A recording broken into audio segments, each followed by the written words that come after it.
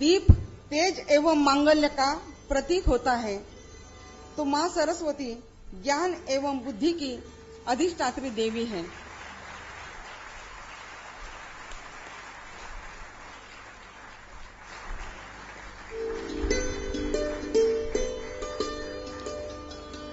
आपके सामने एक बहुत ही मंगलमय क्षण अभी यहाँ पर उपस्थित हो रहा है।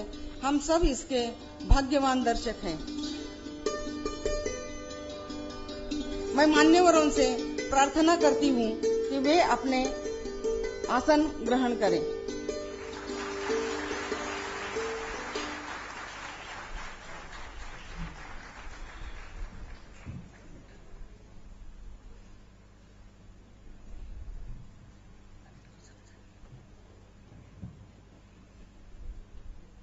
धन्यवाद सर।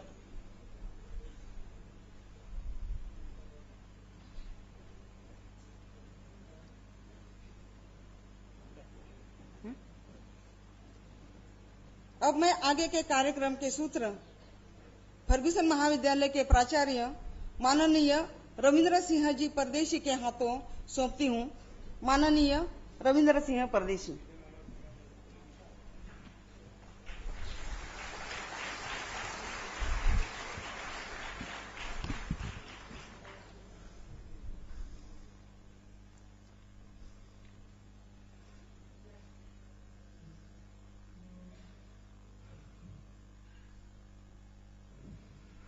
नमस्कार। आज के कार्यक्रम के मुख्य अतिथि गुजरात राज्य के माननीय मुख्यमंत्री Shri Narendra Modi ji, Deccan Education society council तथा गवर्निंग बॉडी के उपाध्यक्ष श्री विकास काकतकर, भाजपा के अखिल भारतीय कार्यवाह श्री श्याम जाजू, डेक्कन एजुकेशन सोसाइटी के कार्यवाह doctor Shri Krishna Kanetkar, council members, विशेष निमंत्रित अतिथिगण, विविध संस्थाओं के प्रमुख, विभाग अध्यक्ष एवं विद्यार्थी मित्रों, मैं इस एनएम वाडिया एम्फी थिएटर में आप सभी का हार्दिक स्वागत करता हूं। मुझे यह बात बताते हुए गर्व हो रहा है कि डेक्कन एजुकेशन सोसाइटी और फर्ग्यूसन महाविद्यालय की स्थापना हुए 128 साल हो गए हैं। इस संस्था की स्थापना लोकमान्य बाल गंगाधर तिलक, गोपाल गणेश आगरकर, जिनकी आज 157वीं जयंती है, विष्णु शास्त्री चिपळूणकर, महादेव बल्लाळ नामदोशी, वामन श्रीराम आप्टे एवं छत्रपति शाहू महाराज जी जैसी महान व्यक्तियों के हाथ हुई है। इस 128 वर्ष की उज्जवल परंपरा में फर्ग्यूसन महाविद्यालय का नाम विश्व स्तर पर पहुंचा है। राष्ट्र प्रेम, चरित्र निर्माण, नीति मूल्यों का संवर्धन आदि मूल्यों को ध्यान रखकर स्थापन की गई डेक्कन एजुकेशन सोसाइटी व फर्ग्यूसन महाविद्यालय कालानुरूप परिवर्तन करके समय की आवश्यकता के अनुसार ग्लोबल या विश्व स्तरीय चुनौतियों का सामना करने के लिए छात्रों का निर्माण कर रही है। शिक्षा के साथ ही छात्रों के सर्वांगीण विकास को भी हमारे महाविद्यालय में महत्वपूर्ण स्थान दिया जाता है।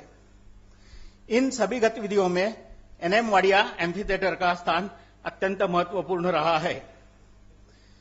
स्वतंत्रता का आंदोलन एवं राष्ट्र निर्माण के कार्य में भी एनएम वाडिया एम्फी थिएटर की भूमिका बहुत ही महत्वपूर्ण रही है।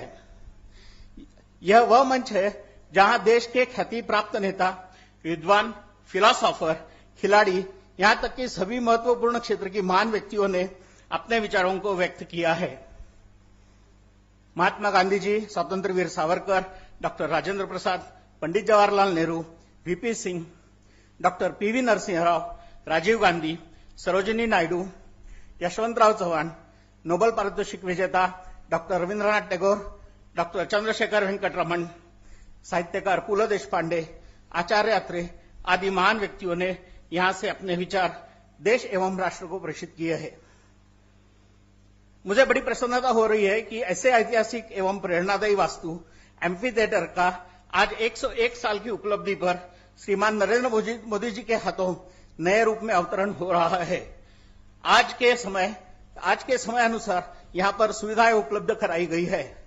मुझे विश्वास है कि यहां से आगे भविष्य में भी छात्र निर्माण, राष्ट्र निर्माण एवं समाज निर्माण में इस ऐतिहासिक वास्तु का उपयोग होगा।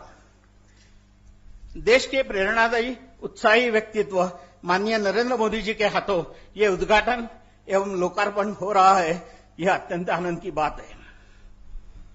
मैं हमारी डेक्कन एजुकेशन सोसाइटी काउंसिल तथा गवर्निंग बॉडी के उपाध्यक्ष श्री विकास काकतकर जी से प्रार्थना करता हूं कि वे आज के मुख्य अतिथि श्री नरेंद्र मोदी जी का सम्मान पत्र देकर स्वागत करें।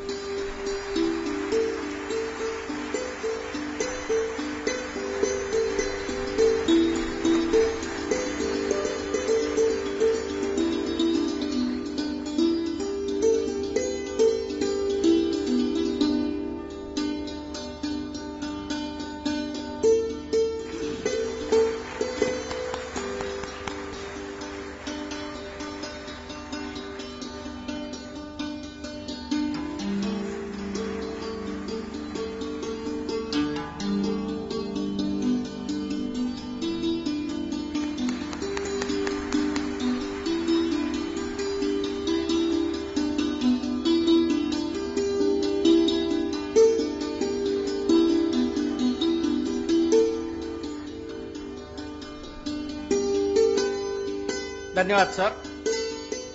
डेक्कन एजुकेशन सोसाइटी के कार्यवाह डॉक्टर श्रीकृष्ण कानेटकर जी से अनुरोध करता हूं कि वे श्रीमान श्याम जाजू जी का सत्कार करें।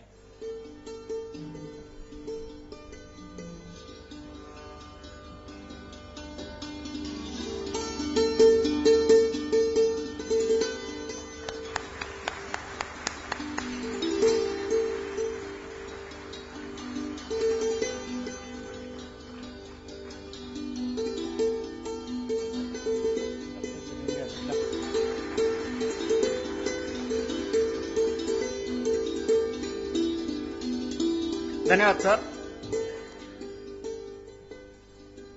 अब मैं आदरणीय नरेंद्र मोदी जी से प्रार्थना करता हूं कि इस एम्फी थिएटर के नूतनीकरण के लिए उदार हस्त से धनराशि प्रदान करने वाले परिवार के श्री विजय शिर्के जी, जो फर्ग्यूसन महाविद्यालय के भूतपूर्व छात्र है, उनका सत्कार करें। मैं विजय शिर्के जी से विनती करता हूं कि वे ऊपर आए।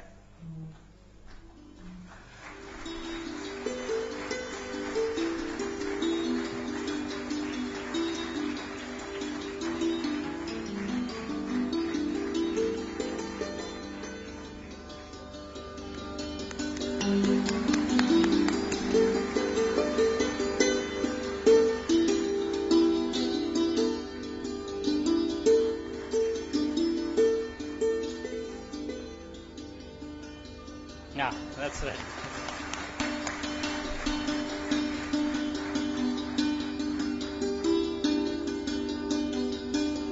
Thank you. धन्यवाद सर।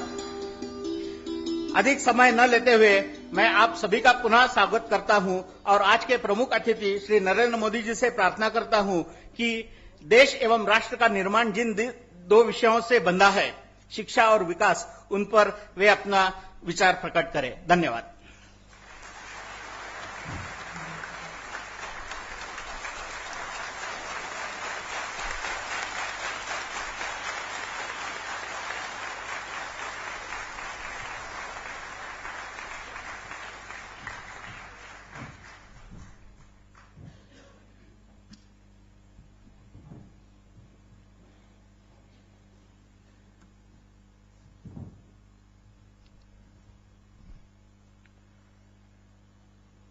मंच पर विराजमान श्रीमान विकास काकतकर जी, श्रीमान डॉक्टर श्री कृष्ण कानेटकर जी, डॉक्टर रविंद्र सिंह परदेशी, मेरे साथी श्रीमान श्याम जाजू जी, उपस्थित सभी महानुभाव और सब नौजवान मित्रों, जो लोग इस सभागृह में नहीं पहुंच पाए हैं और जिन्हें दूर से ही इस कार्यक्रम को देखने का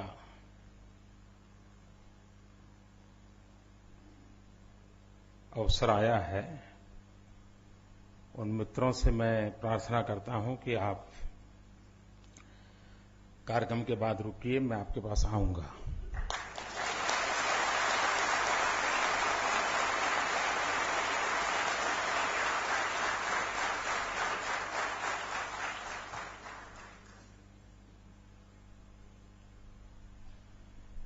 मैं श्रीमान विजय शिर्के जी परिवार को बहुत बहुत बधाई देता हूं। उन्होंने इस ऐतिहासिक स्थल को सुरक्षित और संवर्धन करने के लिए अपना परिवार का योगदान दिया और इस पवित्र कार्य को करने के लिए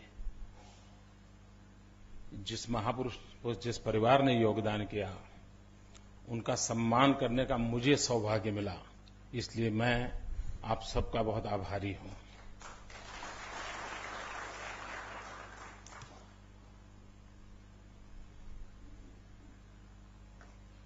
कई वर्षों से फर्ग्यूसन कॉलेज के संबंध में, यहां की शिक्षा प्रवृत्ति के संबंध में, और जब भी कुछ महापुरुषों के जीवन को पढ़ने का अवसर मिला तो अवश्य रूप से फर्ग्यूसन कॉलेज का उल्लेख आया। तो एक तो मन में था ही कि कभी न कभी इस पवित्र धरती की रज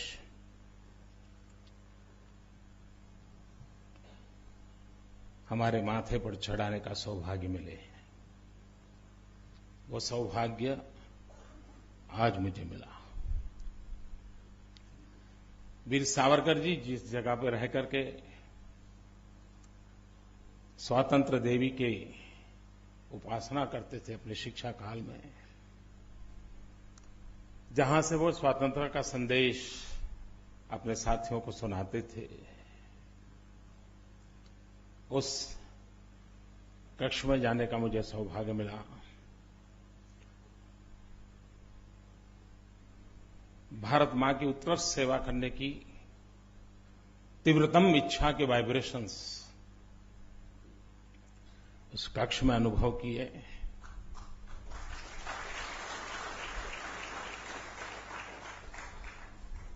ये भी मैं अपना सौभाग्य मानता हूं। और जिस स्थान पर मैं अभी खड़ा हूं, इतिहास गवाह है कि 100 साल पुरानी ये विरासत है, और जहां पर देश के गणमान्य महानुभावों ने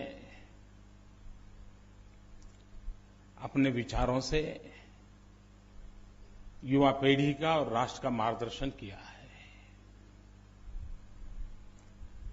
हम कुछ भी न करें, किसी वक्ता को भी न बुलाएं, सिर्फ मौन होकर के 100 साल की उस विरासत के साथ बैठ करके हम अनुभव करें और मन में स्मरण करें कि इस भूमि पर गांधी आए होंगे तो कैसा दृश्य होगा, रविंद्रनाथ टैगोर आए होंगे तो कैसा दृश्य होगा, सीवी रमन आए होंगे तो कैसा दृश्य होगा। ऐसे ऐसे महापुरुष जब इस कक्ष में आए होंगे, वो पल कैसी होंगी। अगर हम मौन रह करके कुछ पल उस स्मृतियों का स्मरण करें, तो मित्रों मुझे विश्वास है कि उन महापुरुषों के शब्द भाव आज भी यहां आंदोलित होते होंगे। हम उस आंदोलित भावों को अनुभव कर सकते हैं। सिर्फ हमारी मन की स्थिति होनी चाहिए। अगर हमारे मन की स्थिति हुई तो हम अनुभव कर सकते हैं। जैसे टीवी पर हमें पसंद की चैनल चलाते हैं और वो चैनल हमारे पास आती हैं, वैसा ही मन की चैनल भी होती हैं। अगर उस चैनल को उनके साथ जोड़ दिया तो हम उसकी अनुभूति कर सकते हैं। और ऐसे स्थान पर मुझे कुछ कहने का सौभाग्य मिले, ये अपने आप में मेरे लिए एक बहुत बड़ी सद्भाग्य की पल है। और मैं इसके लिए यहां के सभी व्यवस्थापकों का बहुत बहुत आभारी हूं। मैं फर्ग्यूसन कॉलेज में आना मेरा जब तय हुआ तो मैंने एक छोटा सा प्रयोग किया। मैं सोशल मीडिया में बहुत एक्टिव हूं, ट्विटर, फेसबुक पर इस नई पीढ़ी के साथ मैं जुड़ा रहता हूं। उनके विचारों को जानने का मुझे बहुत अच्छा अवसर मिलता है। तो मैंने इस फर्ग्यूसन कॉलेज में आने से पहले फेसबुक पर एक रिक्वेस्ट लिखी थी। मैं फर्ग्यूसन कॉलेज जा रहा हूं, वहां से विद्यार्थी मित्रों से मिल रहा हूं, आपको क्या लगता है मुझे क्या कहना चाहिए?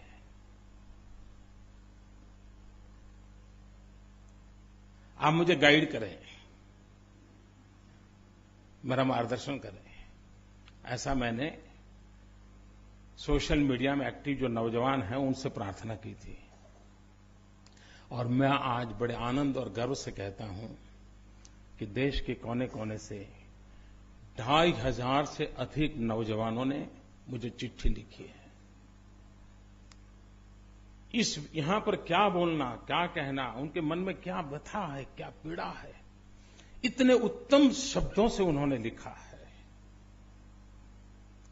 मेरे भाषण में उन नौजवानों के विचारों की छाया रहेगी, क्योंकि मैंने उनसे पढ़ा है।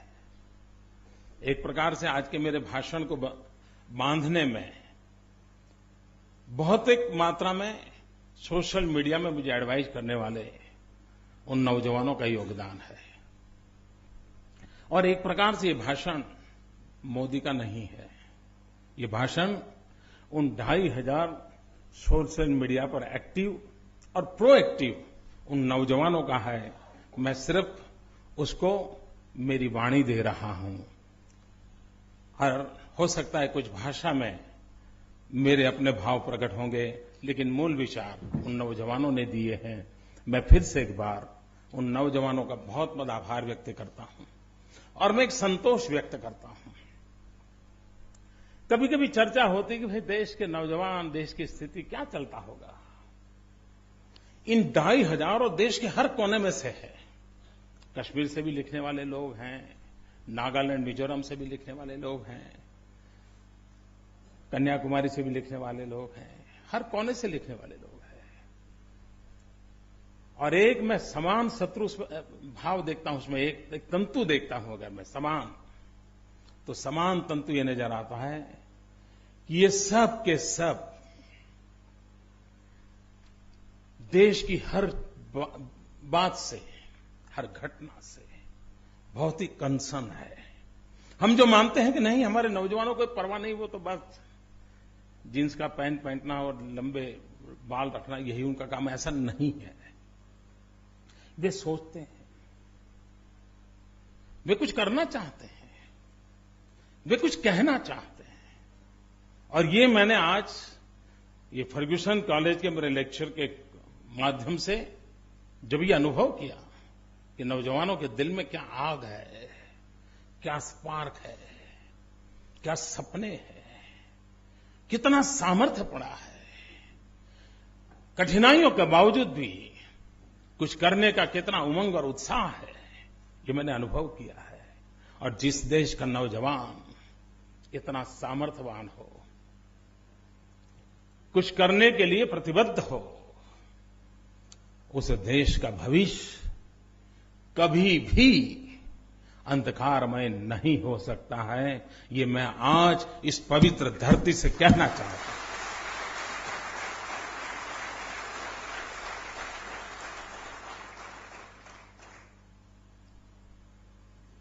और भारत भाग्यशाली है, हम विश्व के सबसे युवा देश हैं।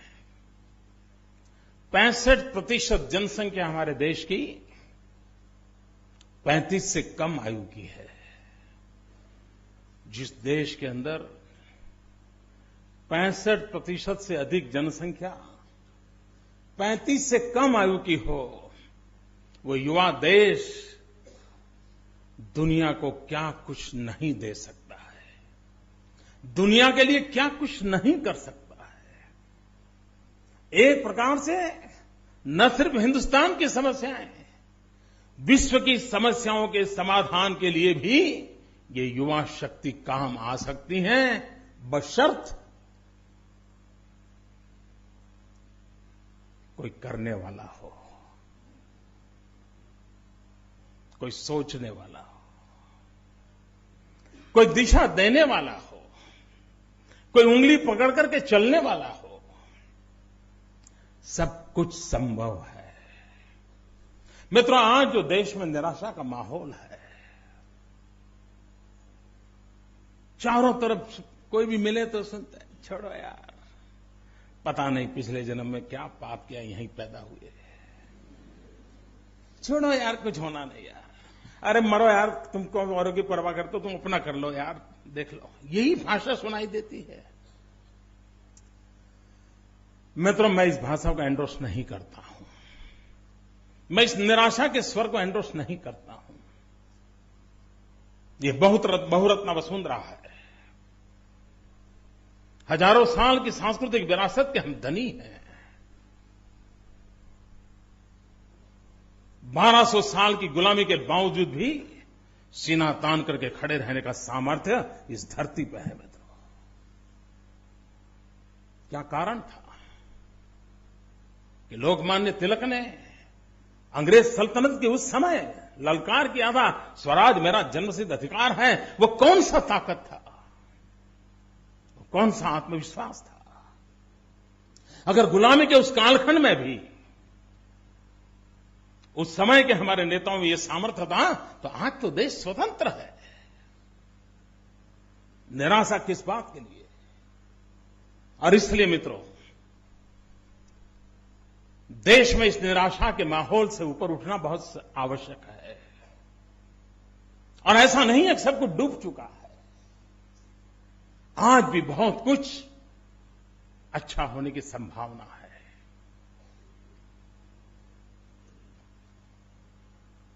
आज हमारी शिक्षा व्यवस्था की अगर हम चर्चा करें तो ऐसा क्यों हालत हुआ? जो लोग हमारे देश के एजुकेशन के इतिहास को जानते हैं उनको पता होगा, हजारों वर्ष से हमारी क्या परंपराएं थी, कितनी महान परंपराएं थी। मैं तो रिसर्च स्कॉलर से प्रार्थना करता हूं कि हमारी गुरुकुल की शिक्षा परंपरा और आज अमेरिका के मॉडर्न एजुकेशन की सिस्टम, दोनों को आधुनिक तराजू से तोल करके देखा जाए तो हमें ध्यान में आएगा कि जिस प्रकार से अमेरिकन एजुकेशन सिस्टम में व्यक्ति के भीतर की ताकत को उजागर करने के लिए एक प्रॉपर एनवायरनमेंट प्रोवाइड किया जाता है, उसकी रुचि, प्रकृति, प्रवृत्ति के अनुसार उसको विकसित होने का माहौल दिया जाता है, उसको फीड नहीं किया जाता है, उसको लर्निंग के लिए रास्ते दिखाए जाते हैं। अगर हम हमारी गुरुकुल परंपरा को देखें तो उसमें क्या था? एक ही ऋषि की चर्चा हो, एक ही ऋषि के आश्रम की चर्चा हो, लेकिन उसी ऋषि के यहां राजकुमार भी पढ़ता है, योद्धा भी पढ़ता है, राज व्यवस्था के संभालने वाले मंत्री लोग भी पढ़ रहे हैं, कर्मकांड करने वाले पंडित भी पढ़ रहे हैं, वेद के ज्ञानी होना चाहते हैं वो भी पढ़ रहे हैं। क्या कारण होगा कि एक ही छोटा सा आश्रम, एक ही ऋषि, और वहां सब विधाओं को इस प्रकार से सामर्थ्यवान बनने के लिए अवसर मिलता होगा?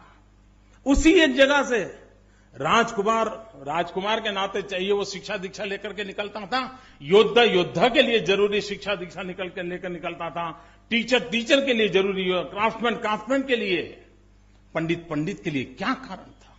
और आज उस पुरानी परंपराओं को देखें तो क्या हम सोच नहीं सकते कि हमारे पास बहुत कुछ था, हमने गंवा दिया? मित्रों, हमारा सपना होना चाहिए गुरुकुल से विश्वकुल तक यात्रा का। हम वो लोग हैं जिन्होंने उपनिषद से उपग्रह तक की यात्राएं की है। मित्रों, गुरुकुल से विश्वकुल तक सपने संजोए हैं, लेकिन फिर भी आज विश्व जब 21वीं सदी किसकी, उस सवाल को पूछता है, तब हम सवाल या निशान के नीचे झुक करके खड़े हो जाते हैं। ये स्थिति कब तक? मित्रों, जो यूनिवर्सिटी के इतिहास को जानते हैं उनको मालूम होगा, हमारे यहां कॉन्वोकेशन का जो परंपरा है तो यूनिवर्सिटीज में सबसे पहला कॉन्वोकेशन उसका उल्लेख तैत्रेयी उपनिषद में मिलता है। दुनिया में मानवजात के इतिहास में सबसे पहला कॉन्वोकेशन तैत्रेयी उपनिषद में दिखाया जाता है, जो कि हजारों साल पुरानी रचनाएं हैं। मित्रों, अगर यूनिवर्सिटी के अवेलेबल हिस्ट्री को देखा जाए तो कहा जाता है कि पूरी मानव संस्कृति की विकास यात्रा में यूनिवर्सिटी शिक्षा की उम्र कभी 2600 साल हुई है, 2600 ईयर्स। और मित्रों, आज मैं गर्व से कहता हूं 2600 साल की इस शिक्षा दीक्षा के यात्रा में 1600 साल तक 1800 साल तक उस पर एक चक्री शासन किसी का रहा है तो हिंदुस्तान के हमारे शिक्षकों का रहा है, हमारी शिक्षा प्रणाली का रहा है। बीच के 800 साल जो हमारे गुलामी के थे, उस समय हमने सब गंवा दिया और विश्व की शिक्षा प्रणालियों ने अपना सर ऊंचा किया। 1800 साल तक शिक्षा के क्षेत्र में सर्वमान्य व्यवस्था हमारे यहां थी। हम नालंदा और तक्षशिला के लिए सुनते हैं, हम वल्लभी के लिए सुनते हैं। वल्लभी गुजरात में था, नालंदा तक्षशिला पूर्व के हिस्से में थे, और दुनिया से लोग पढ़ने के लिए यहां आते थे। और वल्लभी तो एक ऐसी शिक्षा व्यवस्था थी कि जहां पर विद्यार्थियों की सुविधा के लिए लोथल में स्वतंत्र समुद्र किनारे पर पोर्ट बनाया गया था, और करीब 84 देश के लोग वहां आते थे समुद्र तट पे लोथल में, और वहीं से नजदीक में 50 किलोमीटर की दूरी पर वल्लभी में जाकर के पढ़ाई शिक्षा दीक्षा लेते थे। ये हमारा भव्य इतिहास रहा है। क्या हुआ मित्रों, देश आजाद होने के बाद अगर हमने हमारी इस महान परंपरा को फिर से उजागर करने के सपने देखे होते, आधुनिक शिक्षा की ओर हमने करवट बदली होती, विश्व की आधुनिक शिक्षा को ग्राह्य करने का हमने सोचा होता, तो 60 साल के इतिहास में हम बहुत कुछ कर सकते थे मित्रों। आज भी मित्रों देखिए, मैं इस पवित्र धरती पर से कोई राजनीतिक बयानबाजी करना नहीं चाहता हूं, लेकिन भारत के नागरिक के नाते आजाद हिंदुस्तान के समय में सारे हिंदुस्तान के सामान्य नागरिक की आशा आकांक्षाएं थी, क्या वो आशा आकांक्षाएं परिपूर्ण हुई है? मित्रों, शिक्षा वो हमारे लिए मैन मेकिंग मिशन था। आज शिक्षा मनी मेकिंग मशीन बन गया है। क्यों? कौन जिम्मेवार है? मैन मेकिंग मशीन से हम मनी मेकिंग मशीन की ओर चल पड़े हैं। मित्रों, ये गिरावट कैसे आई? क्या ये हमारे पूर्वजों ने हमें दिया था? ये हमारी परंपराएं थी? उस परंपराओं के सामने किसी ने तो खड़े होने की आवश्यकता है मित्रों। और मैं निराश नहीं हूं। ये स्थितियां भी बदली जा सकती है, स्थितियों को ठीक किया जा सकता है, लेकिन इसके लिए आपके पास विजन चाहिए। आप कल्पना करें मित्रों, आज भी श्रेष्ठ शिक्षा संस्थानों की जब चर्चा होती है तो किसकी होती है? फर्ग्यूसन कॉलेज की होती है, शांति निकेतन की होती है, मालवीय जी द्वारा प्रारंभ की हुई बनारस हिंदू यूनिवर्सिटी की होती है, बिट पिलानी की होती है। इसमें कहीं सरकार है क्या? कहीं सरकार नजर आती है क्या? महात्मा गांधी जी द्वारा प्रारंभ किया गया वो विद्यापीठ तरफ नजर जाता है, गुजरात विद्यापीठ पर। कहने का तात्पर्य यह है मित्रों कि आजादी के पहले देश गुलाम था, तब भी हमारे इन महापुरुषों ने शिक्षा का महत्व समझा, और समझ करके जिन संस्थानों को जन्म दिया था, किसी की उम्र 100 हुई होगी, किसी की 80 हुई होगी, किसी की 100 से ऊपर हुई होगी, इन सब में किसी न किसी महापुरुष का योगदान है, शासन व्यवस्था का योगदान नहीं है मित्रों। कि आजादी के बाद कोई ऐसी चीज नहीं कर सकते थे कि जिसके कारण पूरे विश्व के अंदर हम गर्व से कहें कि हां भाई, शिक्षा के क्षेत्र में हम ये काम कर रहे हैं। ये नहीं हुआ। मित्रों, मैंने खुद तो उस गैजेट को स्टडी नहीं किया, लेकिन मुझे किसी ने के भाषण में मैंने बहुत सालों पर सुना था। 1835 के गैजेट्स कहते हैं, 1835 कहते कि उस समय बंगाल 100% लिटरेट था। 1835 में। आज क्यों ऐसा हुआ? क्या आजादी के बाद उन सपनों को पूरा न कर पाए? मित्र, आप देखिए केरल में, केरल आज शिक्षा के क्षेत्र में हर गांव में शिक्षा पहुंचाने में सफल हुआ है। पूरे देश में केरल में एक बहुत अच्छा काम है, लेकिन उसकी बारीकी में जाएं तो ध्यान में आता है कि सरकारों का योगदान नहीं है। शिवगिरी मठ के नारायण गुरु महाराज हो गए 100 साल से अधिक समय के पहले। पिछड़ी जाति में पैदा हुए थे, लेकिन उन्होंने एक मंत्र लिया था कि मुझे केरल के हर मछुआरे को शिक्षित करना है, हर गरीब को शिक्षित करना है, और उसका परिणाम ही आया। 100 साल पहले एक नींव डाली गई। आज केरल शिक्षा के दिशा में समग्र देश के लिए एक प्रेरक उदाहरण बन के बैठा है। योगदान किसी का? शिवगिरी मठ के नारायण गुरु स्वामी का, जिन्होंने अपना जीवन इस काम के लिए खपाया था। कहने का मेरा तात्पर्य यह है मित्रों कि व्यक्तिगत तौर पर आजादी के पूर्व से हमारे कई महापुरुषों ने योगदान दिया, उसके कारण हम टिके हुए हैं। काश अच्छा होता। समयानुकूल परिवर्तन के साथ मैं मित्रों काल बाह्य चीजों को छोड़ने का पक्षकार हूं। मैं आधुनिकता का पक्षकार हूं, लेकिन मॉडर्नाइजेशन विदाउट वेस्टर्नाइजेशन। आधुनिकता चाहिए, पश्चिमीकरण नहीं।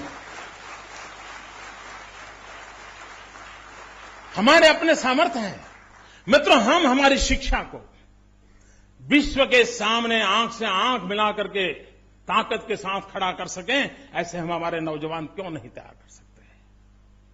मित्रों, दुनिया हमारी शक्ति को मानने को तैयार नहीं थी, लेकिन जब हमारे 20-25 साल की उम्र के नौजवान आईटी के क्षेत्र में उन्होंने अपना रुतबा दिखाना शुरू किया और दुनिया को उंगली पर नचाने के लिए कंप्यूटर का उपयोग करके विश्व में फैल गए, तब जगत को ध्यान में आया, अच्छा हिंदुस्तान के पास ये भी है।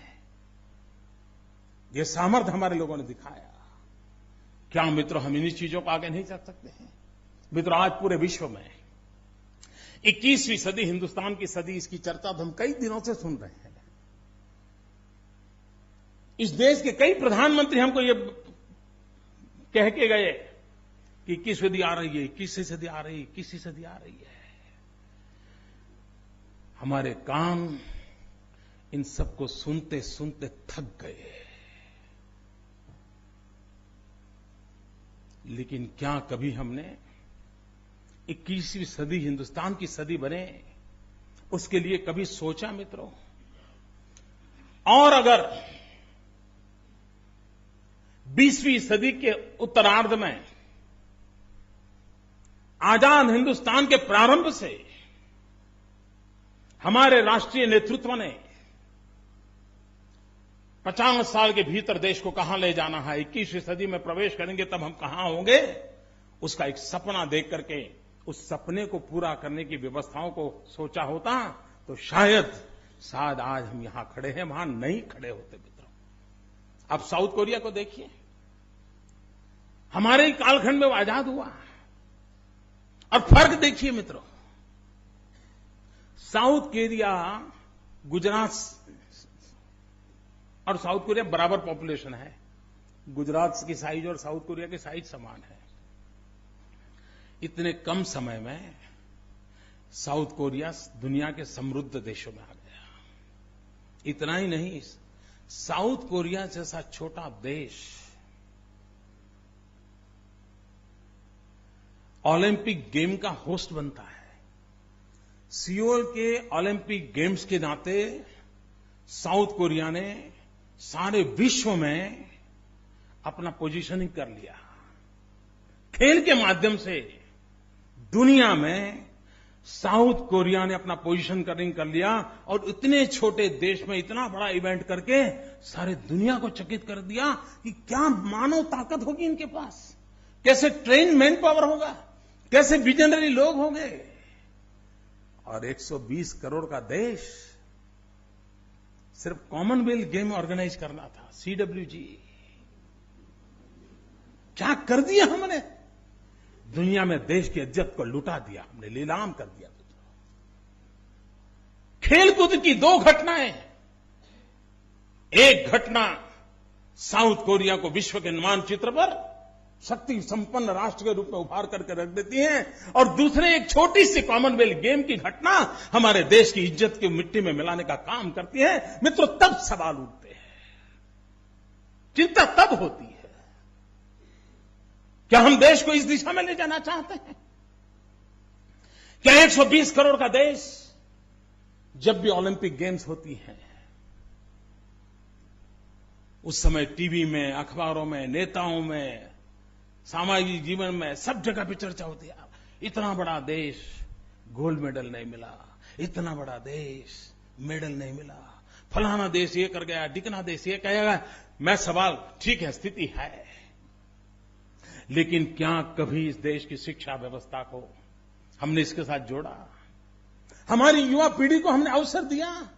और क्या मित्रों 120 करोड़ के देश में नहीं मिल सकता है? अरे सिर्फ सेना के जवानों को एक काम दिया जाए कि जो न्यूली रिक्रूटेड सेना के जवान हैं उसमें से मैपिंग किया जाए, स्पोर्ट्स में रुचि वाले हैं उनको एक अलग जगह पर रखा जाए और उनको ही ट्रेनिंग देने का काम शुरू कर दी जाए। मैं बताता हूं मित्रों, 5, 7, 10 तो मेडल ये हमारे सेना के जवान लेकर के आ सकते हैं।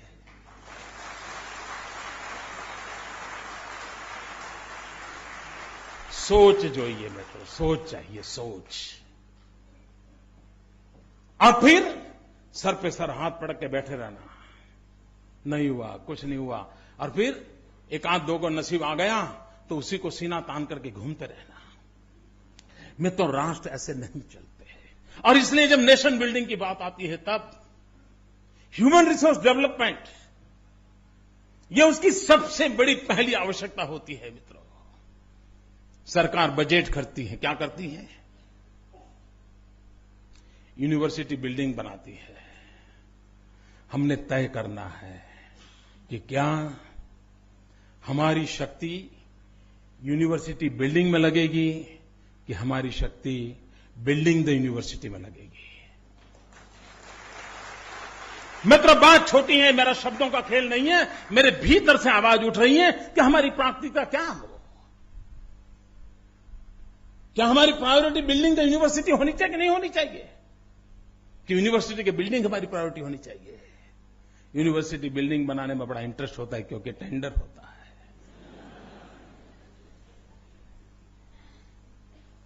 और इसलिए मित्रों हमारी प्रायोरिटीज हमने तय करनी होगी। ऐसा नहीं है मित्रों कि समस्याओं के समाधान नहीं है, समस्याओं के समाधान है, करने का इरादा चाहिए। मित्रों, आप चाइना की तरफ देखिए, ये बात सही है कि पिछले 30-40 साल से एक बात की लगातार चर्चा चल रही है कि 21वीं सदी किसकी, तो लोग कहते हैं एशिया की, फिर कहते हैं 21वीं सदी किसकी, तो कोई कहता है चाइना की, कोई कहता है हिंदुस्तान की। और इसमें ज्यादा मतभेद नहीं है। अब पश्चिम के हाथ में कुछ रहने वाला नहीं है, ये सर्वसम्मति बन चुकी है। पूरब की तरफ झोंक है, ये सर्वसम्मति बन चुकी है। बात अटकी हुई है China India, China India.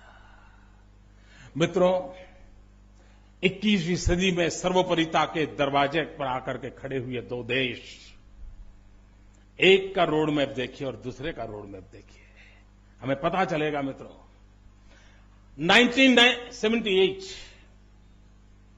China ने तय किया कि हमने ह्यूमन रिसोर्स डेवलपमेंट पे बल देना है।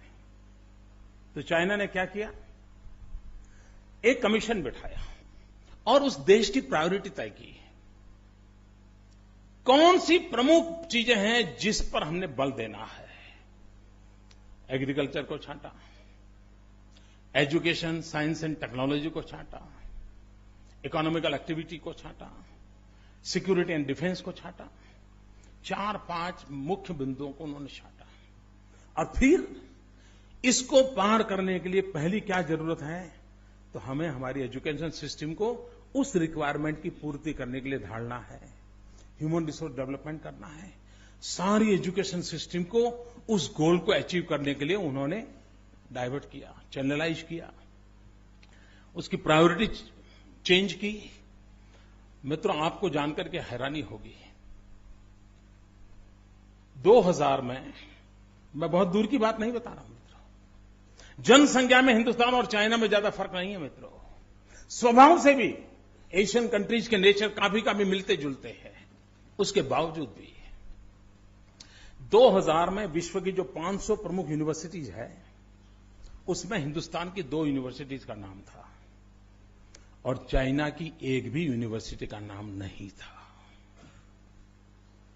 मित्रों, 10 साल के भीतर भीतर क्या हुआ, हम 2 में से 1 हो गए। तुम्हाला हिंदी चालेल ना, तो मराठी करा।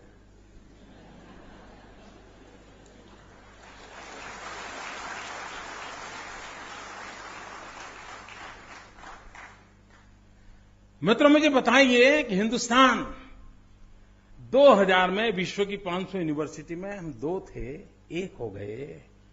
चाइना 0 था, 32 हो गया। क्यों? और उनको लैंग्वेज की समस्या है मित्रों। हम लोगों को लिए अंग्रेजी मुश्किल काम नहीं है। सहज रूप से हमारे यहां काम करने वाला भी हेलो बोलता है। हमारे लिए वो कोई मुश्किल काम नहीं है। उसके बावजूद भी ये स्थिति क्यों बनी? चाइना ने मित्रों अपने एजुकेशन के लिए जो रोड मैप बनाया है, मैं तो चाहूंगा कि फर्ग्यूसन कॉलेज के कुछ स्टूडेंट उसको अध्ययन करके नौजवानों के सामने रखे। कैसे किया है उन्होंने? मित्रों, उन्होंने अपने बजट में से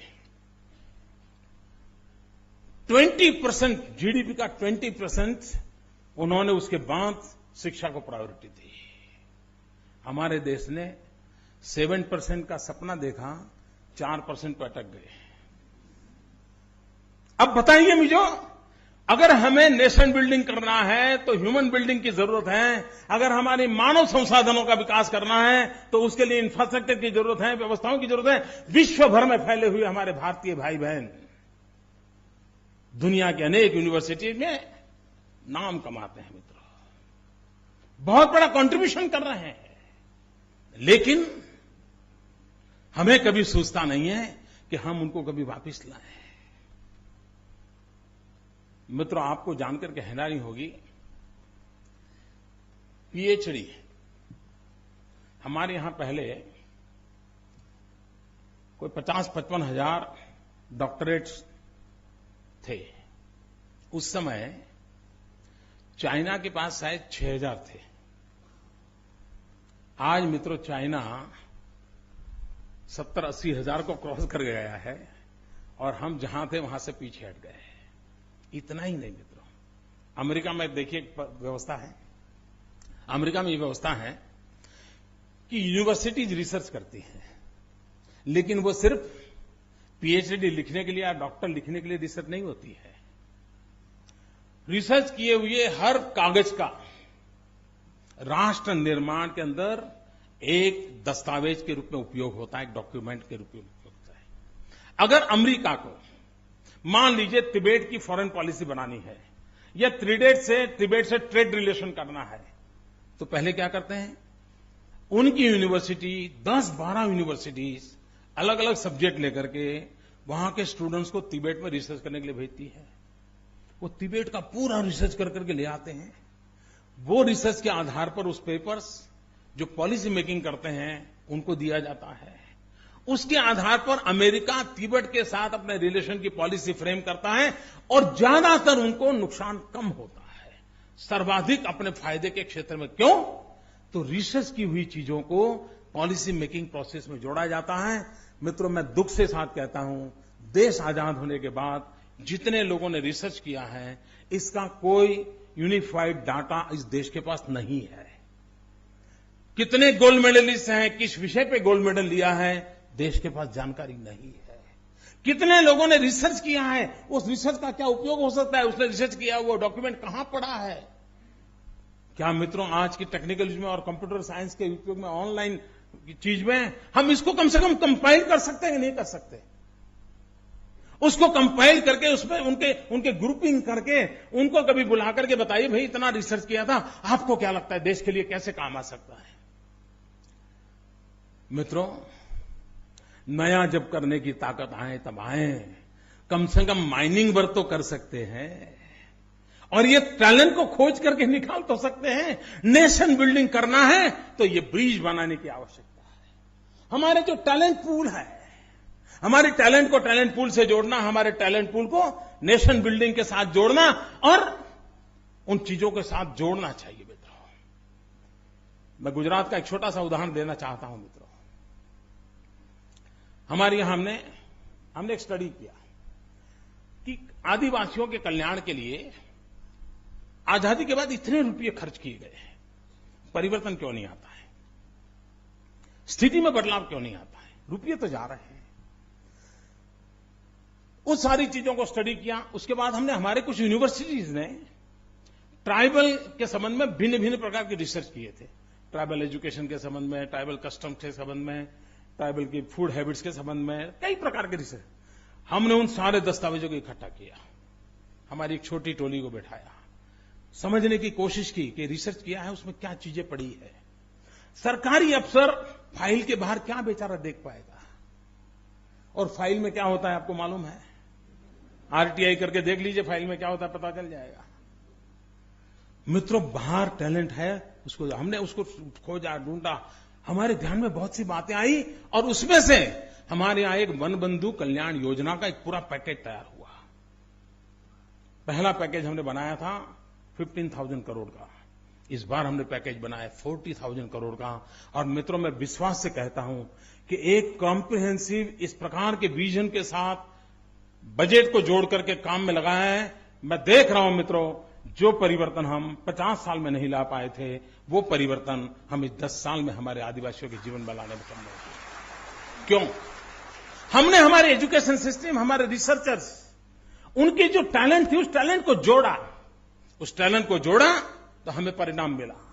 और इसलिए मित्रों मैं कहता हूं कि भारत के अंदर टैलेंट नहीं, ऐसा नहीं है, रिसर्च नहीं हो रही ऐसा नहीं है, लेकिन उसका महात्म्य नहीं बढ़ रहा है। और इसलिए मैं मानता हूं अगर एजुकेशन और नेशन बिल्डिंग की हम चर्चा करते हैं तो हमारे लिए आवश्यक है कि हमें रिसर्च पर बल देना पड़ेगा।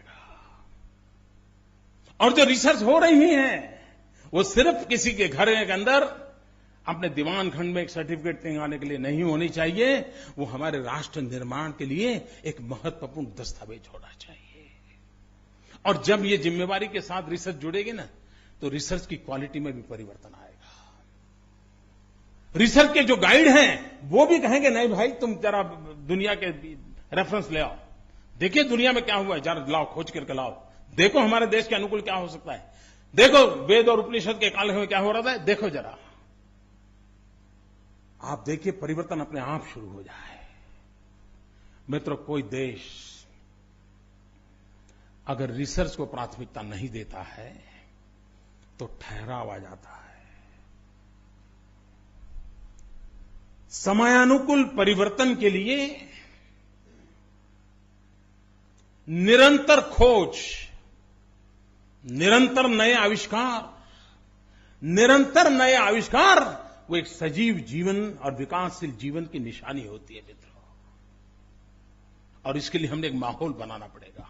हमने पुरानी चीजों को ऊपर नीचे कर करके बहुत बढ़िया बाइंडिंग करके दे करके डिग्री तो ले सकते हैं मित्रों, समाज जीवन में बदलाव नहीं ला सकते हैं। और इसलिए क्वालिटेटिव रिसर्च ये समय की मांग है। मित्रों, शिक्षा कैसे जीवन बदलती है और कैसे परिवर्तन लाती है। छोटी छोटी चीजें होती हैं, हमारे पूर्वज कैसे काम करते थे, देखिए भैया, इनको तरफ ध्यान देने जैसा है। आज आप जानते होंगे हिंदुस्तान में फार्मास्यूटिकल इंडस्ट्री, दवाइयां बनाने वाली कंपनियां, हिंदुस्तान में सर्वाधिक दवाइयां बनाने वाली कंपनियां गुजरात में है। शायद हिंदुस्तान का 45% दवाइयां उपलब्ध कराने का काम ये हमारे यहां दवाई की कंपनियां कर रही है। और जो गुजरात के बाहर है उसमें भी ज्यादा गुजराती है जो दवाइयां बनाते हैं। बोले कंपनी उसकी कहीं पर भी होगी, लेकिन है गुजराती, ज्यादातर गुजराती। क्यों? मैं यहां गुजराती की बात करने नहीं आया। मैं उस बात पे ध्यान देना चाहता हूं कि हिंदुस्तान में सबसे पहली फार्मेसी कॉलेज का जन्म उस समय के जो दीर्घदृष्टा लोग थे, ऐसे लोगों ने, सरकार ने नहीं, माफ करना मुझे, सरकार ने नहीं, उन नागरिकों ने एक फार्मेसी कॉलेज को शुरू किया 50-60 साल पहले। उस फार्मेसी कॉलेज में बच्चे पढ़ने लगे और उसमें से मित्रों फार्मास्यूटिकल इंडस्ट्री को बल मिला और उस एक कॉलेज को जन्म दिया था। आज वो पूरे हिंदुस्तान की बीमारी को दूर करने का काम करने वाला एक बहुत बड़ा हब बन चुका है। मित्रों, एक छोटी सी एजुकेशनल सिस्टम कितना बड़ा परिवर्तन ला सकती है, इसका उदाहरण है मित्रों। अब देखिए मित्रों, हमारे देश में इन दिनों कभी आप देश के डिफेंस और सिक्योरिटी फोर्सेस की चर्चा अगर सुनते होंगे, उसके आर्टिकल पढ़ते होंगे, तो आपको ध्यान में आता होगा। समय कितना है जी?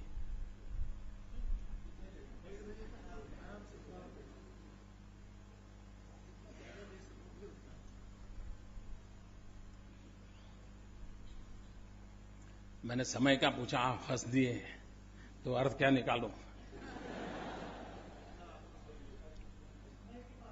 चालेल ना? हळू-हळू। मित्रों, रक्षा के क्षेत्र में हम चारों ओर पढ़ रहे हैं कि हमारे देश में अड़ोस पड़ोस में कैसे लोगों से हम गिरे हैं, उसका वर्णन करने की जरूरत नहीं। मित्रों, क्या देश का हालत क्या, कोई पड़ोस में दोस्त नहीं हमारा। मित्रों, मैं हैरान हूं जी, लेकिन मुझे कहना दूसरा है। आप मित्रों देखिए कि हमारे यहां आज डिफेंस फोर्सेस में टॉप ऑफिसर्स में बहुत बड़ा वैकेंसी है, बहुत बड़ा वैक्यूम है। हमारे देश के नौजवान आर्मी में, एयरफोर्स में, नेवी में टॉप रैंक की पोजीशन पर नहीं जा रहे। क्या मित्रों, ये देश 8वीं कक्षा से ही बच्चों को ट्रेन नहीं कर सकता है कि हमें ये हमारे अफसरों की जरूरत है? मित्रों, 10 साल के भीतर वो जगहें पूरी की जा सकती है, नहीं की जा सकती? आप मुझे बताइए मित्रों, हो सकता है नहीं हो सकता है? मैं कोई बड़ा आसमान से कोई सॉल्यूशन लेके आया हूं क्या? ये सीधी समझ की बात है ना। वो रोते रहते, यार क्या करे, अफसर नहीं है, क्या क्या क्या मतलब है जी? आप देखिए मित्रों, हिंदुस्तान पेट्रोलियम रिक्वायरमेंट के लिए जितना फॉरेन एक्सचेंज देता है विदेशों में, उससे ज्यादा हम अपनी मुद्रा विदेशी शस्त्रों को खरीदने में देते हैं जी। भारत की सुरक्षा के लिए विदेशों से शस्त्र लाने के लिए हमारा बहुत बड़ी मात्रा में इंडियन करेंसी जा रही है। क्या मित्रों, इस देश में ऐसे इंजीनियर नहीं है क्या? क्या इस देश के पास ऐसा लोहा नहीं है क्या? क्या इस देश के पास ऐसे टैलेंट नहीं है क्या कि जो हमारे सारे डिफेंस इक्विपमेंट बनाएं?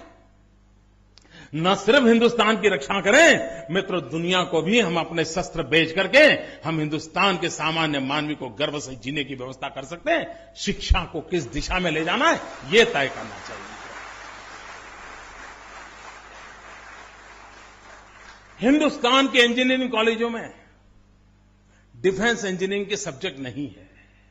अब बताइए क्या करेंगे? मित्रों, इन दिनों पूरे विश्व में टूरिज्म सेक्टर की चर्चा हो रही है। ऐसा कहा जाता है कि टूरिज्म बिजनेस $3 ट्रिलियन का बिजनेस दुनिया में है। $3 ट्रिलियन का। आजकल लोग, उसमें भी न्यू मिडिल क्लास जिसको कहते हैं, पूरे विश्व में वो टूरिज्म को जीवन का एक हिस्सा बना रहा है। हर कोई जाना चाहता है। हमारे यहां सदियों से परंपरा थी, हर बच्चे को लगता था अपने माँ बाप को 4 धाम की यात्रा कराए, हर बच्चे को लगता था माँ को गंगा जी के दर्शन कराए, हर बच्चे को लगता था माँ को 12 ज्योतिर्लिंग कराए, हर बच्चे को लगता था सभी गणेश जी के स्थान पर चले जाएं। ये हमारे यहां तो परंपरा थी, यात्रा के रूप में थी। लेकिन दुनिया में इन दिनों टूरिज्म एक बहुत बड़ा सेक्टर विकसित हो रहा है। पूरे विश्व को देने के लिए हमारे पास क्या नहीं है मित्रों? दुनिया के देशों में अगर आप टूरिज्म के लिए जाएं और लोगों को कहेंगे कितना साल पुराना है, तो कहेगा 100 साल, वो 200 साल, ये 250, कोई कहीं जाए ज्यादा कहेगा 400 साल। हम यहां आए तो कहते ये 5000 साल पुराना है, ये 2500 साल पुराना है, 4000 साल पुराना है। मित्रों, वो हैरान हो जाता है, ये क्या है हमारे पास, क्या सामर्थ्य पड़ा है। मित्रों, सिर्फ हमारे देश ने टूरिज्म सेक्टर को ध्यान में रख करके ह्यूमन रिसोर्स डेवलपमेंट को बल दिया होता, हमने उस प्रकार के मानव संसाधन को तैयार किया होता जो टूरिज्म सेक्टर को बढ़ावा दे। आप देखिए मित्रों, मैं पुणे में जाऊं, आज मैं कहूं मुझे एक दिन के लिए गाइड चाहिए, पूरा पुणे से दिखाए, शिवाजी महाराज से लेकर के सारी बातें बताएं, लोकमान्य तिलक की बातें बताएं, मुझे गाइड मिलेगा? मुझे शक है मिलेगा कि नहीं मिलेगा। क्यों? हमने कभी सोचा नहीं मित्रों, हमारी पूरी शिक्षा व्यवस्था में इन चीजों को हमने बल नहीं दिया मित्रों। अगर ये देते, लेकिन ये क्यों नहीं दिया? क्योंकि हम 1200 साल की गुलामी की मानसिकता से बाहर नहीं आ रहे हैं। हमारे पास भी दुनिया को देने के कुछ है, इसके लिए भीतर से जो गर्व होना चाहिए, उस गर्व का अभाव है, इसलिए ताजमहल से बाहर निकल नहीं पाते हैं मित्रों। इस देश के हर कोने में कुछ न कुछ देने का हमारा सामर्थ्य है, हम दुनिया को देते नहीं है मित्रों।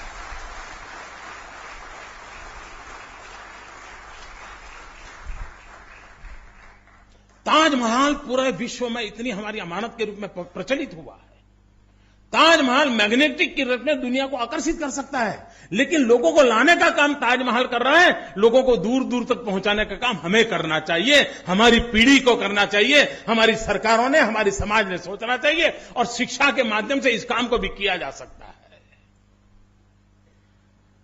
हॉस्पिटैलिटी मैनेजमेंट टूरिज्म से जुड़ा हुआ है। गाइड, मतलब एक छोटा सा मैं उदाहरण बताता हूं कैसे परिवर्तन आता है। हमारे यहां सरदार सरोवर डैम जो है,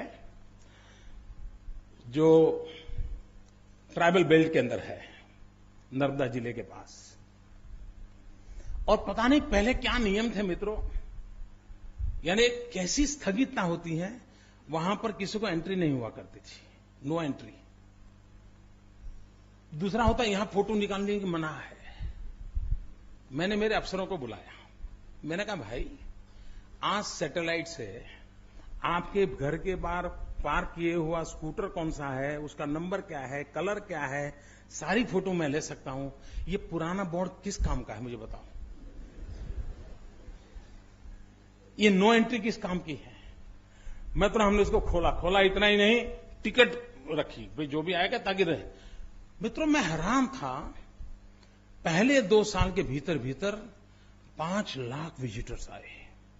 फिर हमारे ध्यान में आया कि हमें यहां गाइड की जरूरत है, तो हमने वहां के ट्राइबल बच्चों को बुलाया, 10वीं कक्षा के पढ़े लिखे थे, उनको सारा ट्रेनिंग किया, और मित्रों वो धीरे धीरे करके 2-3 लैंग्वेजेज में विथ फैक्ट्स एंड फिगर, कोई भी आता था उनको पूरा अपना एक छोटी सी लकड़ी हाथ में रख करके बड़े ढंग से यूनिफॉर्म पहन करके उनको दिखाते हैं कि इतनी सीमेंट लगा है, इतना लोहा लगा है, इस तारीख को शिलान्यास हुआ था, ऐसा हुआ। मित्रों, वो उनका इतना कॉन्फिडेंस लेवल बढ़ गया है। मित्रों, चीज छोटी है, सवाल है कि क्या हम इस देश में इन चीजों को बदलाव ला सकते हैं, नहीं ला सकते? मित्रों, लाया जा सकता है। अगर हम इन चीजों पे कोशिश करें तो हम स्थितियों को बदल सकते हैं। लेकिन मित्रों, देश का दुर्भाग्य है कि हम मानव संसाधन पर हम बल नहीं दे रहे हैं। आज हमारे देश का कृषि विकास दर 2%, 3% के बीच रहता है। हम बचपन से पढ़ते हैं भारत कृषि प्रधान देश है, ठीक है ना? जागते रहो, ठीक है ना? लेकिन टीवी पर देखते हैं तो क्या लगता है? भारत साबु प्रधान देश है, हम साबु का ही उत्पादन कर रहे हैं। इस क्वालिटी का सोप, इस क्वालिटी का सोप, यही मित्रों, मैं हैरान मित्रों, क्यों ना हमारी एग्रीकल्चर यूनिवर्सिटीज दुनिया के अंदर एग्री टेक्नोलॉजी को लेकर के हम हमारे किसानों को, हमारे नौजवानों को क्यों तैयार न करें? हमने हमारे किसानों को उसके भाग्य पर छोड़ दिया है। उसके पिताजी ने उसको जो आदतें छोड़ी थी, बेचारा आज देश की आजादी के 60 साल के बाद भी उसी परंपराओं से जी रहा है। मित्रों, हिंदुस्तान में 30 करोड़ की जनता का पेट भरने के लिए जितना अन्न लगता था, किसानों की संख्या कम हो रही है, जमीन की जगह कम हो रही है, और 120 करोड़ का पेट भरने की नौबत आई है। तब जाकर के हमने आधुनिक एग्रीकल्चर की जरूरत पड़ती है मित्रों, हमारी प्रोडक्टिविटी बढ़ाने की जरूरत होती है। और इन चीजों को मित्रों सिर्फ परंपराओं से नहीं आता है, हमें इनोवेशन से आता है, रिसर्च से आता है, उस प्रकार की ह्यूमन रिसोर्स डेवलपमेंट से आता है, उस प्रकार की टेक्नोलॉजी को इवॉल्व करने से आता है, और उन सबको जब जोड़ते हैं तब परिवर्तन आता है। मित्रों, दुर्भाग्य है देश का कि इन बातों की ओर हमारा ध्यान नहीं है, और इन चीजों को बदला जा सकता है मित्रों, अगर एक बार हम शिक्षा के इन मूल्यों को स्वीकार करें। मित्रों, कभी भी हमने एक काम अभी शुरू किया है, इनोवेशन को बल देना। अब ये काम तो हिंदुस्तान की सरकार ने करना चाहिए, लेकिन कोई न करे तो हम इंतजार थोड़ा कर सकते हैं, किसी ने तो करना चाहिए। मित्रों, हमने एक आई क्रिएट इंस्टीट्यूट बनाई है। आई क्रिएट इंस्टीट्यूट में हमने हिंदुस्तान के किसी भी कोने से कोई भी व्यक्ति, कोई भी नौजवान, इवन स्कूल का बच्चा भी, उसके अंदर स्पार्क है, इनोवेशन करना चाहता है, टेक्निकल कोई सॉल्यूशन देना चाहता है, तो हम इंक्यूबेशन सेंटर बनाए, world class incubation centre I create.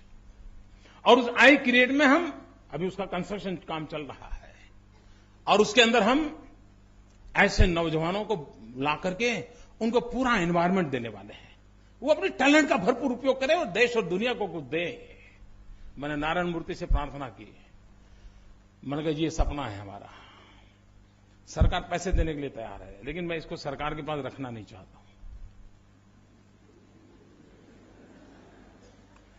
मित्र, ये बहुत बड़ा फर्क है हमारे में, औरों में फर्क है। और लोग पावर में इंटरेस्टेड हैं, हम एम्पावर की प्रायोरिटी रखते हैं।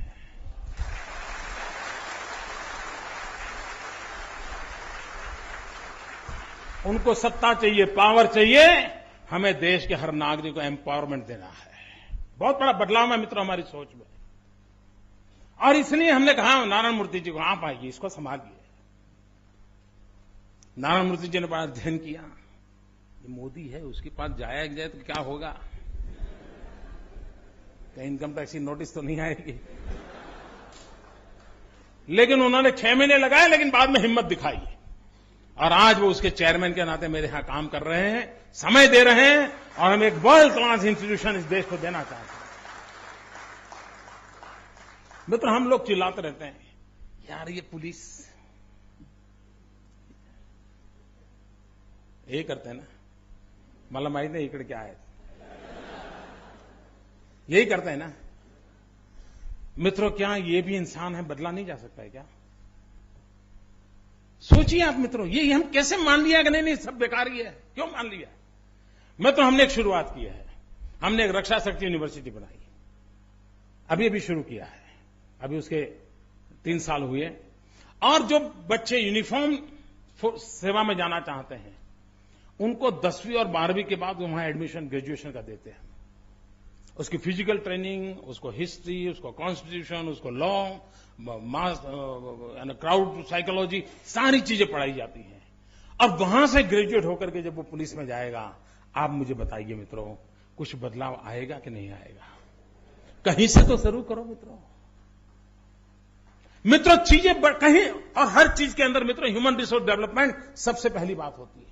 मित्रों, आज हम चर्चा कर रहे हैं साइबर क्राइम की, चारों तरफ हल्ला मचाएं कि हॉलैंड में बैठा हुआ एक बच्चा अपनी कंप्यूटर की उंगलियां घुमा करके आपकी पूरी बैंक में से चोरी करके माल ले जा सकता है। ये ताकत है आज साइबर क्राइम की। मित्रों, हम रोते बैठेंगे क्या? और हमारी जो पुलिस जिस प्रकार से उसकी ट्रेनिंग हुई है, उसके माध्यम से हम साइबर क्राइम को सॉल्व कर पाएंगे क्या? हमने उसके लिए काम करना पड़ेगा। और मित्रों, आज मैं गर्व के साथ आपके सामने कहता हूं, Gujarat is the first state in the world, दुनिया में हम पहले हैं जिसने फॉरेंसिक साइंस यूनिवर्सिटी प्रारंभ की है।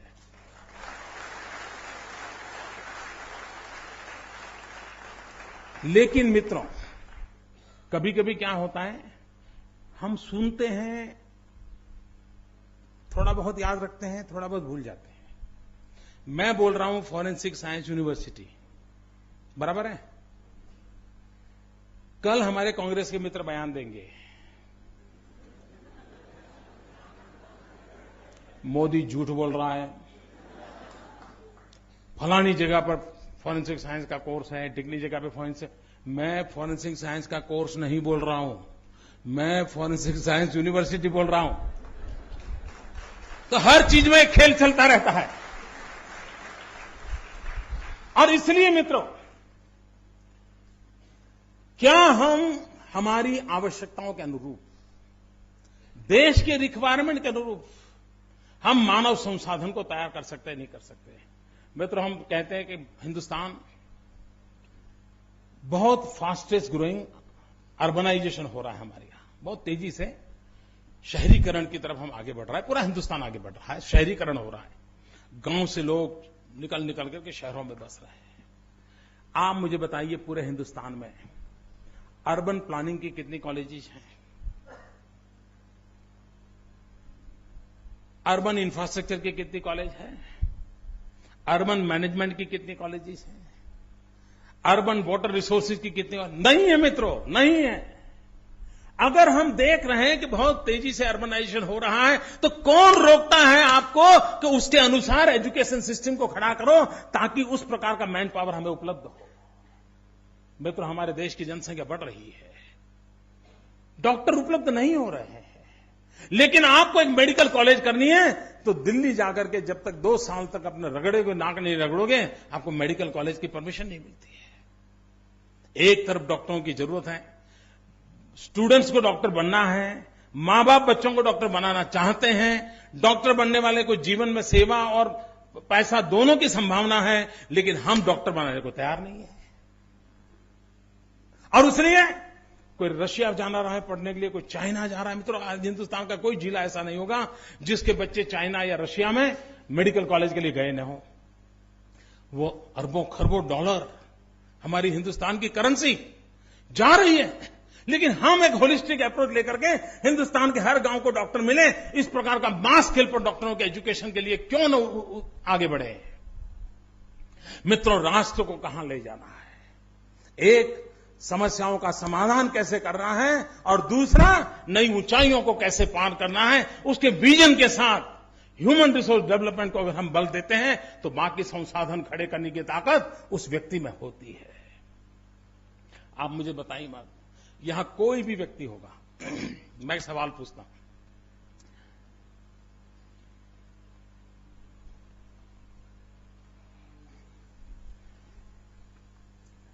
आप मुझे बताइए, आपके मन में ही सवाल का जवाब ढूंढिए। आपको कोई पूछे कि आपके जीवन की सबसे महत्वपूर्ण इच्छा क्या है, आप मन में जवाब सोचिए। मित्रों, मैं विश्वास से कहता हूं, आप सबके मन में एक ही विचार आया होगा कि बच्चों की अच्छी शिक्षा। ठीक है? मैं सही कह रहा हूं? जरा कहिए तो मैं सही कह रहा हूं? हर मां बाप, उसमें मां को सविशेष, बाप को तो 50 चीजें और संभालने में बिजी हो गया है। हर मां बाप के मन में एक सपना था, मेरे बच्चे को अच्छी शिक्षा मिले। मित्रों, अगर अच्छी शिक्षा देनी है तो हमें अच्छे टीचर बनाने की व्यवस्था करनी चाहिए कि नहीं करनी चाहिए? हम आईएम खड़ी करते हैं, सीईओ तैयार करते हैं, दुनिया में जाकर के हमारे सीईओ कंपनियां चलाते हैं, लेकिन हम हमारी नई पीढ़ी तैयार करने के लिए अच्छे शिक्षक हमारी प्रायोरिटी नहीं है। मित्रों, हिंदुस्तान समृद्ध था, उसका कारण था उसके पास उत्तम शिक्षकों की गुरु परंपरा थी, जिससे हमने उसको नष्ट कर दिया, हम तबाही की गर्त में डूबते चले गए मित्रों।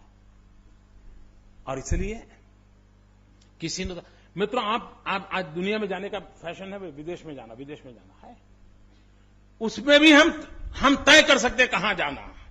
आज पूरे विश्व को मिलियंस ऑफ मिलियन टीचर्स की जरूरत है, मिलियंस ऑफ मिलियन नर्सिस की जरूरत है। दुनिया को मैथ साइंस के टीचर नहीं मिल रहे हैं। क्या हम टीचर एक्सपोर्ट करने का सपना नहीं देख सकते हैं? जिस देश में 65% यंग पॉपुलेशन हो, 35 से नीचे हो, पूरे विश्व में मित्रों हम टीचर भेज सकते हैं कि नहीं भेज सकते हैं? और मित्रों, एक व्यापारी विदेश जाता है, एक प्रोफेशनल विदेश जाता है, तो डॉलर पाउंड तो कमा लेता है, लेकिन अगर एक टीचर विदेश जाता है तो उस देश की पूरी पीढ़ी को कब्जा कर लेता है। अगर आपका ग्लोबल विजन हो, मित्रों, हर विश्व के कोने में हिंदुस्तान का शिक्षक क्यों न हो, और हमारा शिक्षक जाएगा तो सिर्फ मैथ्स और साइंस लेकर नहीं जाएगा, वो हमारे इथोस को लेकर जाएगा, हमारे कल्चर को लेकर जाएगा, दुनिया को परिचित कराएगा। लेकिन सपना तो चाहिए। मित्रों, हमने छोटा काम शुरू किया है। We are first in India. हमने Indian Institute of Teachers Education एक यूनिवर्सिटी शुरू की है, जिसमें 12th के बाद ही अगर आपका एप्टीट्यूड टीचर बनना है तो आपको ग्रेजुएट होने की जरूरत है। आप वहां आइए। आपका टीचिंग प्रोफेशन में ही ग्रेजुएशन होगा, पोस्ट ग्रेजुएशन भी वहीं होगा, 5 साल का कोर्स होगा। और मैं मित्रों सपना देख रहा हूं, जिस प्रकार से IIM के अंदर कैंपस इंटरव्यू करके 2 करोड़ 3 करोड़ के पैकेज से CEO उठाए जाते हैं, वो दिन दूर नहीं होगा जब कैंपस इंटरव्यू करके करोड़ों रुपया दे करके टीचर्स को मांग बढ़ेगी। वो स्थिति मुझे पैदा करनी है।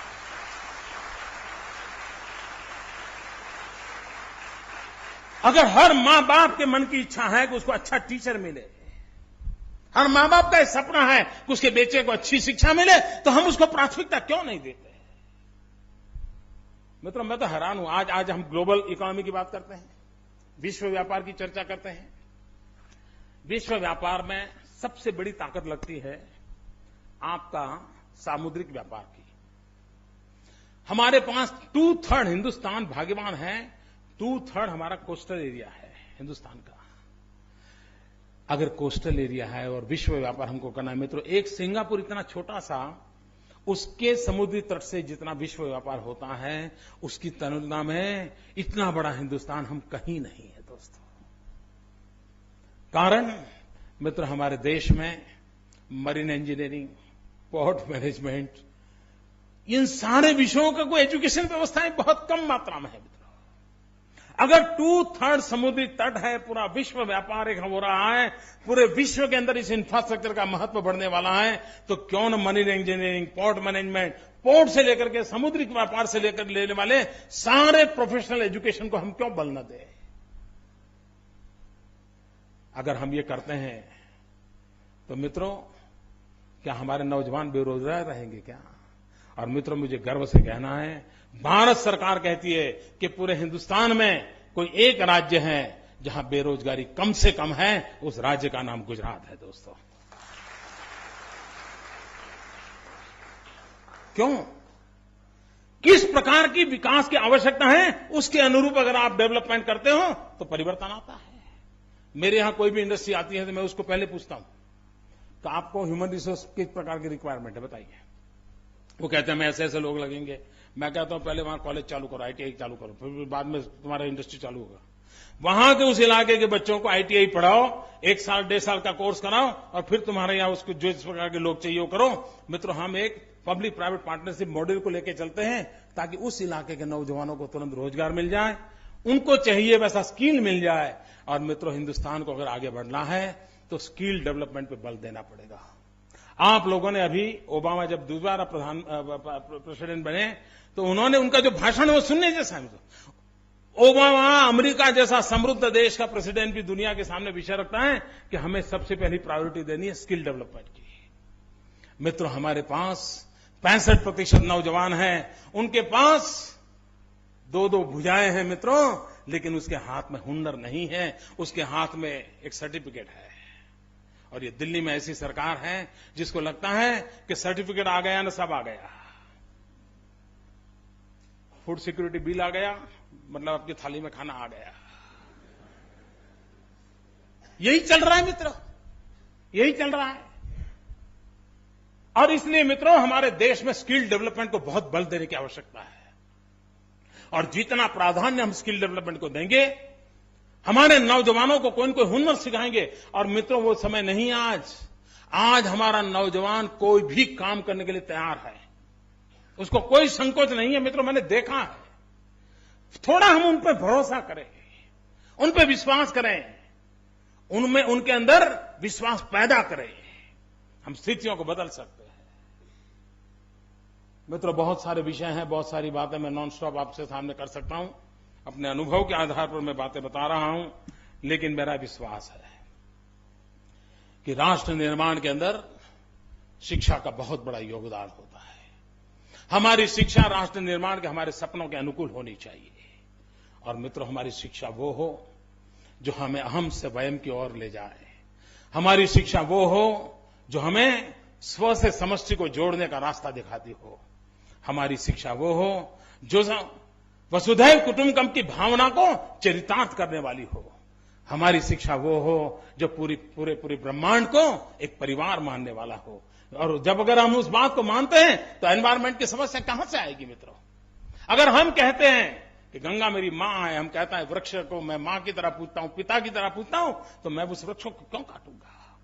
मित्रों, हमारी शिक्षा और दीक्षा का महात्मा है। अगर उसको लेकर के हम देश को चलाने की कोशिश करते हैं मित्रों, समस्याओं का समाधान बहुत दूर नहीं है। हम स्थितियों को पलट सकते हैं। हमें जिस प्रकार की आवश्यकता है उस प्रकार के मनुष्य के निर्माण की ओर हम बल दे सकते हैं।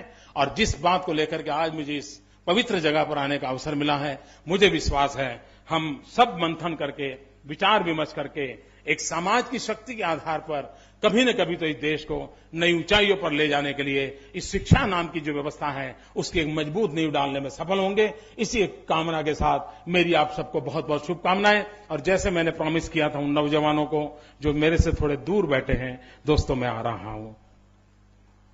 धन्यवाद।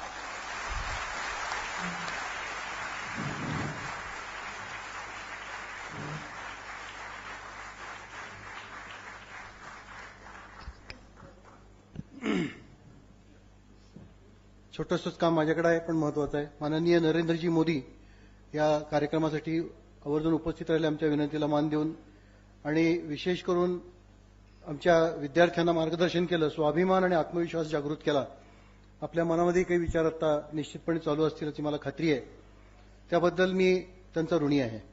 श्यामजी जाजू, योगेश गोगावले, शहर अध्यक्ष अनिलराव शिरोळे यांच्यामुळे हा कार्यक्रम संपन्न झाला, त्यांचा मी आभार मानतो।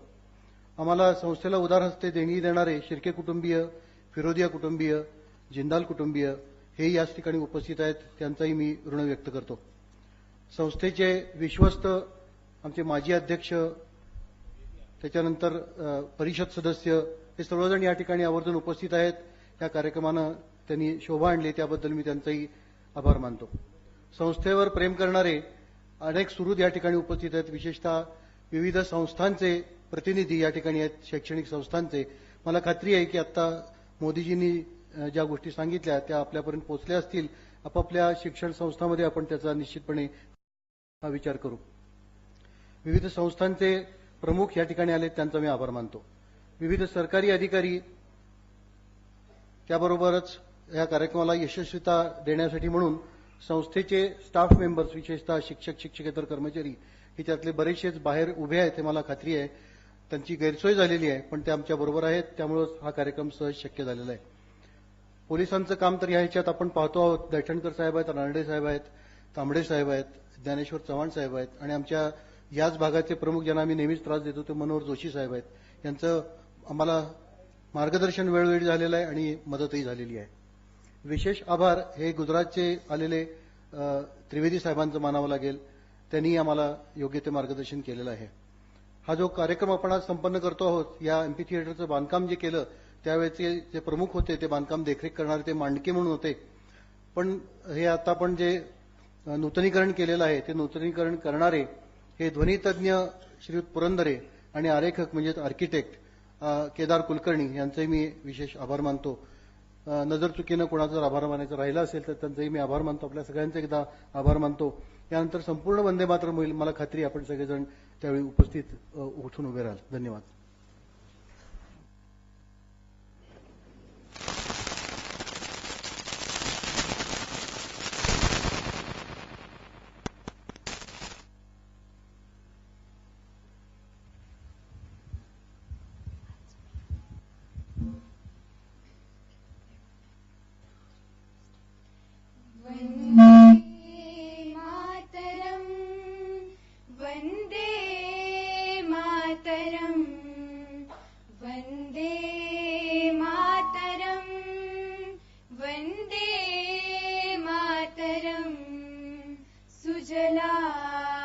सुफलां मलयज शीतलां सस्य श्यामलां मातरम् मातरं वन्दे मातरम् वन्दे मातरम् शुभ्रज्योत्स्नां पुलकितयामिनीं फुल्लकुसुमितद्रुमदलशोभिनीं सुहासिनीं सुमधुरभाषिणीं सुखदां वरदां मातरम् मातरं वन्दे मातरम् वन्दे मातरम् कोटि कोटि कण्ठ कलकलनिनाद कराले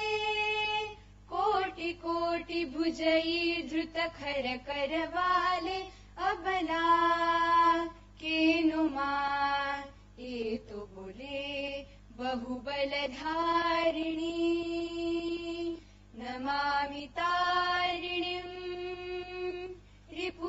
रिपुदलवारिणीं मातरं वन्दे मातरम् वन्दे मातरम् तुमि विद्या तुमि धर्म तुमि हृदि तुमि मर्म त्वं हि प्राणा शरीरे बाहुते तुमि मा शक्ति हृदये तुमि मा भक्ति तुम्हारी प्रतिमा गढ़ी मंदिरे मंदिरे मातरम मातरम वन्दे मातरम वन्दे मातरम त्वं हि दुर्गा दश प्रहरण धारिणी कमला कमलदल